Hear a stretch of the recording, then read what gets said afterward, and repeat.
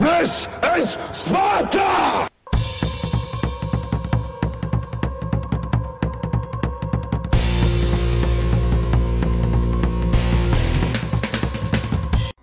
Hello everybody and welcome back to World of Tanks. My name is Spartan Elite 43 and I know it's been a while. I know you guys are wanting World of Tanks again and I am one to bring it to you. So, we're going to jump in Zyclop, aka the Jag E100, and we are on Namanhan, and we are still with our platoon mate Golden Bat. He's also in a Jag E100. Though the two of us are going to be slightly separated from one another, we are going to have drastically different games. Our team isn't going to do much to help us in this match, and that's going to get Golden Bat into trouble early, and it's going to get me into trouble later. So, sit back, relax, and enjoy the ride. And Namanhan isn't snowy. So that's the thing. Oh, there's Golden Bat going in front of us right now with his non-camoed Jag E100, and we'll be right up behind him for the moment. I like to play this slightly different than most people. I know that this tank is a beast, but I know that this map is a wide open field with many ways to get absolutely obliterated. So, one way to help limit the amount of people who can shoot you is to stay on the edges of the map, especially if you're in a mobility impaired vehicle. If you're in a faster vehicle, by all means, go into the center of the map, run around, get some spotting, all that good stuff. But if you're in a Jag E100 and you are a very big, slow, easy to hit, target, you definitely need to be a little bit more cautious on this map. Because if you get yourself into trouble, you're screwed. You can't exactly run away, and everybody will be ruining your day. And the enemy has a T-92. T-92s do not mix well with a Jag E100. Yes, we have armor, but let's be honest, it doesn't matter with a T-92. As you can see, we've already had one guy get absolutely mangled. He got hit by a T-92 for 750 and then lost a good chunk of his health and is shortly long for this world. So we've got this, I don't know if it's a T-10 or what, but it was definitely a Russian heavy tank next to us. We kind of cut him off. I didn't really mean to do that. I didn't see him, but kind of cut him off, and then he was driving beside us and then realized he needed to get over. I'm going to a different place than him. But I go over here for two reasons. One, it keeps me at the edge of the map, which allows me to engage when I want to and disengage when I want to. There's a nice hill here. Now, the problem that you can run into is if you get spotted before getting into a firing position, you can be hit multiple times by the time you get one shell off. That's the trade. Now, the way I use this hill to my advantage is I roll up the higher side of the hill, and then all I got to do is turn the gun over, and I can shoot people with some nice cheeky shots. Now watch this. Shot on the E100, shot out, pow! 1,034 damage. I love Zyclop when it works, when everything goes well. Now, we don't take any damage in return, and we also have a T-92 that's aiming our direction. Hey, look, that Russian heavy tank, I was an STI. Decided, or ST1, I'm sorry. I'm sorry for all the people that get mad every time I say STI. I'm a Subaru guy. When I see ST and 1 together like that, it says STI to me. So, anyway, we're rolling up to do another shot here, and E100 has decided he wants another shot, so we put it right on him. I like when the gun behaves. Now, I make a beeline for this nice little rock here, because that already wants me. He wants me good, too. So, any chance that I get to stay away from that Artie, because he's already hit Golden Bat once for like 1,000 right off the bat. So, yeah, it's not preferable. When you only get 22 hit points and you lose 1,000 of them right off the bat because you get shot, that's rough. Ask the E100 over there who just lost 2,000 hit points. You gotta love it, man. But, I mean, it's their own fault because they know I'm here. But yet it's like everybody, once I disappear, I just don't exist anymore.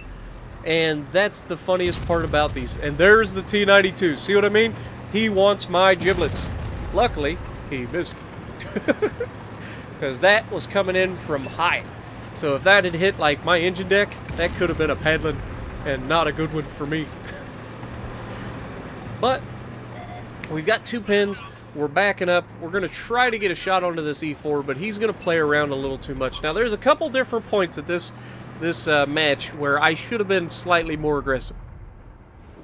And I kind of tunnel vision one person a little too much in two different points. One is this E4. I keep watching this E4, trying to get him to come up. He keeps getting detected, immediately backing off. So he's not the threat right now. He's not able to shoot at anybody. He's on the backside of a ridgeline. He doesn't have the gun depression. He can't actually shoot at anybody. So there's no real reason for me to sit here and keep looking at him. I'm wasting time. I could have been looking at possible other people to shoot at, but I'm spotted and I don't get shot at by the arty. So I just keep sitting here over and over again. Now they just lost their E100, so that's a good thing. The teams are relatively right in the middle of... Oh, hello, another E100. Come on, he turned his turret, and we get the hit. Long range, absolutely a paddling. I don't know how much we hit him for, but you can bet it was at least 900. So we've got an E75 here. Unfortunately, Golden Bat's already gone. He got obliterated by the RD again. This E75 is begging for it. Watch him. Is he going to pull up so I can shoot him? You're fine, E75. Nobody can shoot you. Shut up. Pow! 1,073. He had 7 health left. Thanks for the low roll, guys. I hate that. I hate mercy rolls. All they do is leave people alive for a split second longer and, like, take a kill away from somebody who actually hit them for a lot. It's so annoying. But yeah. So, we've got the Roo. We've got the E50 hiding down there. We've got the E4 on the backside. And we are in a good position to defend ourselves. Now, you can see the other half of the enemy team is flanking us. Okay? So, I'm going to have to make a choice to try to stop these guys from getting in.